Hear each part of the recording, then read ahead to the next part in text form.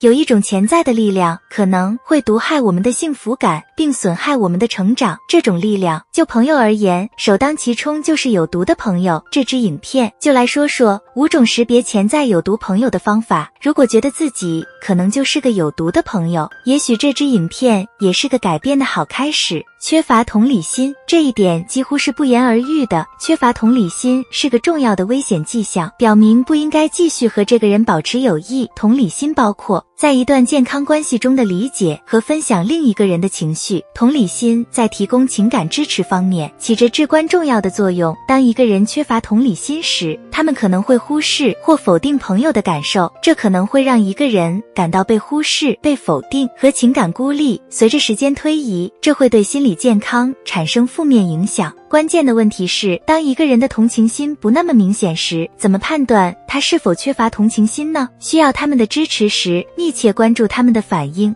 和举动，他们有没有积极倾听你的意见？他们是鼓励你、支持你，还是严厉地批评你？相反，看看他们是否在倾听或鼓励你等最基本的事情上表现出没什么同理心。想象一下，当你真正需要他们的时候，他们会怎么做？永远不要忽视，当你的朋友或朋友们无视你的感受时，这种感觉是多么的不人道和无意义。戏精本精，我发誓我不喜欢戏剧，但是戏剧爱我。我们都太了解这种人了，好吧，我们就来参考梅梅的故事。但还有谁会参加 Eras 巡演？抛开笑话不谈，一个似乎总是直接从俗气的网飞浪漫喜剧中参与某种类型戏剧的人，可能是个有毒的朋友。每个人在生活中都会遇到戏剧性的事情，这很正常。然而，当一个人总是处于戏剧性情况的中心，而不为自己的角色承担任何责任时，那就是个危险信号了，表明缺乏个人责任感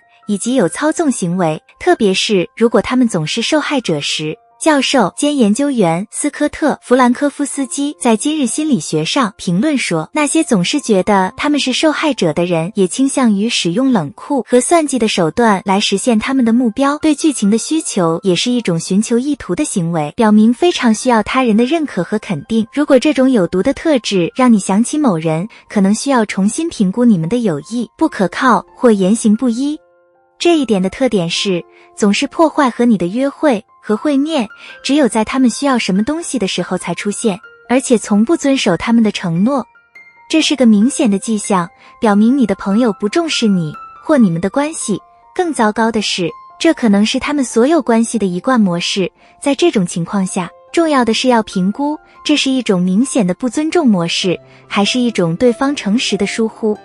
如果你和你的朋友在过去解决了这个问题，而他们没有纠正他们的行为，那么他们就是表现出对你这个人的公然漠视。在今日心理学上的一篇文章中，心理治疗师肖恩·格罗弗解释说，一个人选择的朋友类型通常反映了他们对自己的看法。如果你不重视自己，你的朋友也不会，他们会毫不犹豫地放你鸽子，在最后一刻打电话取消约会，或者完全忘记你。永远不要对自己的标准和期望妥协，你值得为这段关系付出同样的努力和精力。可以试着和朋友交流自己的感受，但如果他们继续同样的行为，那就不应该和他们继续保持友谊。妒火中烧，有这种特质的朋友，他们的嫉妒心要么很微妙，要么很直接。这些人的嫉妒可以以讽刺的赞美或讽刺话语的形式出现，甚至还可能是在背后说你的坏话。首先，让我们说清楚嫉妒和妒忌之间的区别。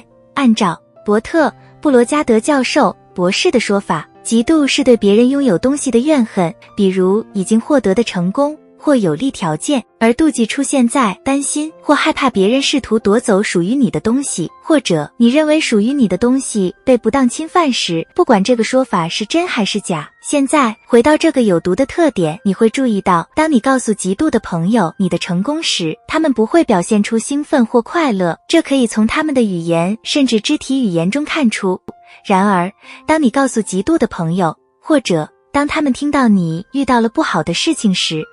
他们会表现出兴奋或高兴的迹象，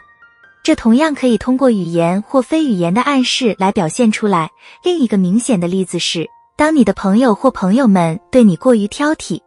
尤其是当你已经取得一些成就时，他们甚至试图淡化或贬低你的成功，比如说你的成就很容易获得，或者你只是运气好。分享自己的成就时，一个不能简单给予鼓励和支持的朋友显然是有毒的，应该小心了。跨越界限，一个完全无视你界限的朋友，不仅是对你的不尊重，也是对整个关系的信任和完整性的不尊重。如果你设定了清晰的界限，和朋友讨论这些问题，而他们却一次又一次的越界，就要把这些问题当成一个巨大的危险信号。如果你向他们挑明了他们不恰当的笑话或评论让你心烦或尴尬，而他们忽略了这一点，他们显然不够尊重你，没有认真对待你的不爽。如果注意到自己的朋友不能尊重自己说的明确界限，那么下次就会完全无视你的感受，那就放弃他们吧。然而，如果还没有和他们讨论过你的感受，表达过你的界限，那么在给他们贴上坏朋友的标签之前，首先要这样点明，这很重要。